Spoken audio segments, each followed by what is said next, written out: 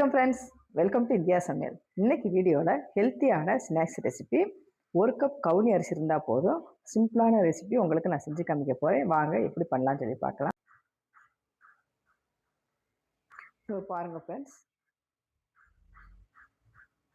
ஹெல்த்தியான கவுனி அரிசியை வச்சு ஸ்வீட்டான ரெசிபி உங்களுக்கு நான் இப்போ சாப்பிட்டு இருக்கேன்.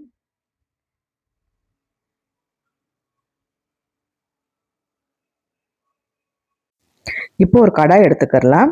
அதில் 1 கப் அளவுக்கு கருப்பு கவுனி அரிசி எடுத்துக்கோங்க. இதை நல்லா வாசனை வர அளவுக்கு வறுத்துக்கலாம். லைட்டாக பொரிஞ்சு வரும், அந்த அளவுக்கு வறுத்துக்கோங்க. இப்போ பார்த்தீங்கன்னா லைட்டாக இந்த பொரிஞ்சு வந்திருக்கு, வாசனையும் வந்துருச்சு. இப்போ எடுத்துடலாம்.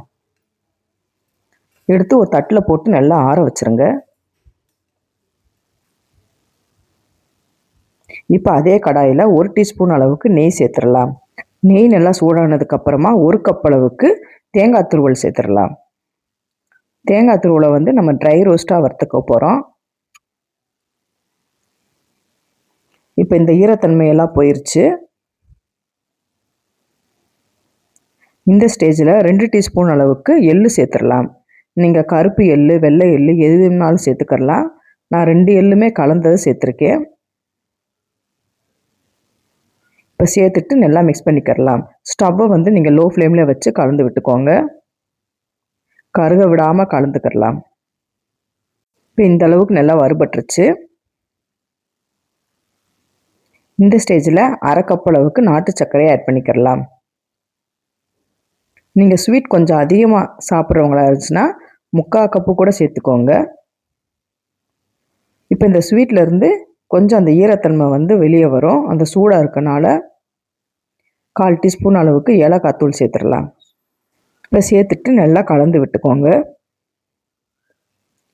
இப்போ பார்த்தீங்கன்னா இந்த வெல்லத்துலேருந்து அந்த ஈரத்தன்மையெல்லாம் வெளியே வரும். ஒரு 2 நிமிஷத்துக்கு இந்த சூடான கடாயிலே போட்டு இந்த மாதிரி வறுத்துக்கோங்க. இப்போ இந்த அளவுக்கு நல்லா வறுபட்டுருச்சு. இதை எடுத்து ஒரு பவுலில் போட்டு வச்சிடலாம். இப்போ மிக்ஸி ஜார் எடுத்துக்கிடலாம். இப்போ நம்ம வறுத்து வச்சுருந்த கவுனி அரிசியை இதோடையே சேர்த்துடலாம். சேர்த்துட்டு நல்லா பவுடர் மாதிரி அரைச்சி எடுத்து வந்துடலாம். இப்போ பார்த்தீங்கன்னா இந்த அளவுக்கு நல்லா பவுடர் மாதிரி அரைச்சாச்சு. இதை நம்ம மாவு சலிக்கிற சல்லடையில் வச்சு நல்லா சலிச்சுக்கிடலாம்.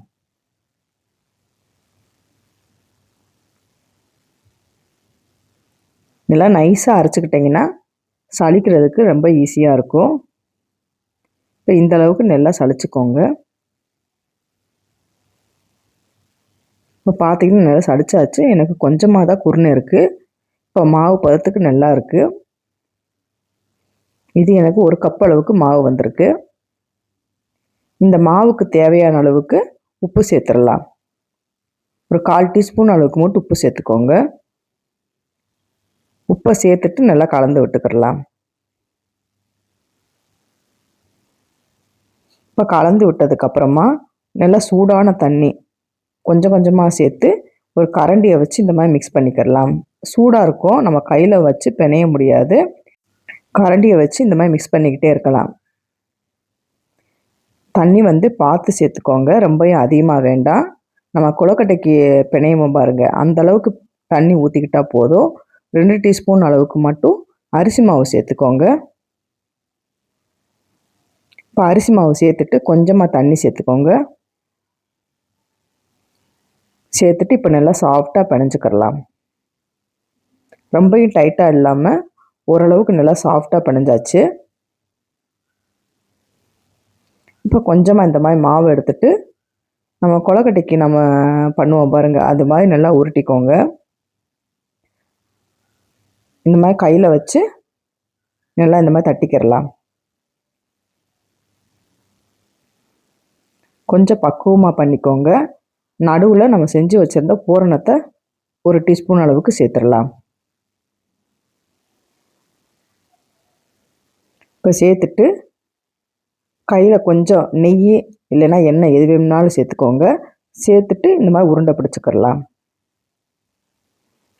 நீங்கள் எந்த மாதிரி ஷேப்புக்கு வேணும்னு நினைக்கிறீங்களோ அந்த மாதிரி ஷேப்புக்கு நம்ம உருண்டை பிடிச்சிக்கோங்க. இப்போ சூப்பரான ஸ்வீட் கொழுக்கட்டை வந்து நம்ம ரெடி பண்ணியாச்சு.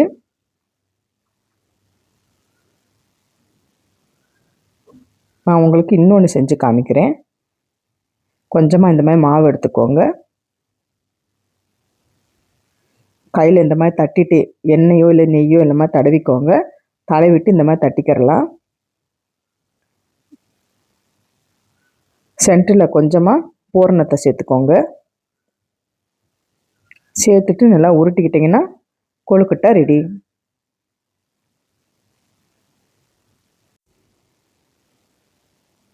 இந்த மாதிரி எல்லா மாவுகளையும் கொழுக்கட்டையாக செஞ்சு எடுத்து வச்சுக்கோங்க. நான் இந்த மாதிரி எல்லா மாவுகளையும் கொழுக்கட்டை செஞ்சு எடுத்து வச்சாச்சு. இப்போ நம்ம ஆவியில் வேக வைக்க போகிறோம். இப்போ தண்ணி வந்து நல்லா சூடாக இருக்குது. இப்போ இந்த கொழுக்கட்டையை ஆட் பண்ணிவிட்டு ஒரு 25 நிமிஷத்துக்கு கூட நல்லா வேக வச்சு எடுத்துக்கோங்க. 20-25 நிமிஷம் ஆகும். வெந்ததுக்கப்புறமா பார்க்கலாம். இப்போ பார்த்தீங்கன்னா சூப்பராக வெந்திருக்கு. நல்லா கருப்பு கலரில் வந்திருக்கும் பாருங்கள் கொழுக்கட்டை. நல்லா சாஃப்டாக இருக்குது. கையில் ஒட்டவே இல்லை. இந்த மாதிரி தான் இருக்கணும். இப்போ நம்ம ஒரு தட்டில் வச்சு சர்வ் பண்ணிக்கிடலாம். சூப்பரான ஹெல்த்தியான ஸ்வீட் கொழுக்கட்டை வந்து ரெடி ஆயிடுச்சு. கண்டிப்பாக நீங்கள் ட்ரை பண்ணி பாருங்கள். எப்படி இருக்குன்னு சொல்லி நான் காமிக்கிறேன். பாருங்கள் ஃப்ரெண்ட்ஸ், ஹெல்த்தியான கவினி அரிசியை வச்சு ஸ்வீட்டான ரெசிபி உங்களுக்கு நான் சாப்பிட்டு இருக்கேன்.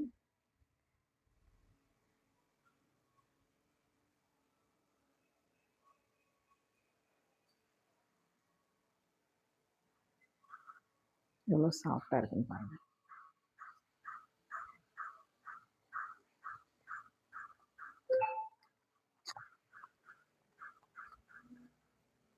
உண்மையிலே சூப்பராக இருக்குங்க. நீங்களும் இந்த மாதிரி ட்ரை பண்ணி பாருங்கள். ட்ரை பண்ணி பார்த்துட்டு கமெண்ட் பண்ணுங்கள். உங்களுக்கு இந்த வீடியோ பிடிச்சிருந்துச்சுன்னா லைக் பண்ணுங்கள், ஷேர் பண்ணுங்கள், கமெண்ட் பண்ணுங்கள். உங்களை இன்னொரு வீடியோ சந்திக்கிறேன். பாய். தேங்க்ஸ் ஃபார் வாட்சிங்.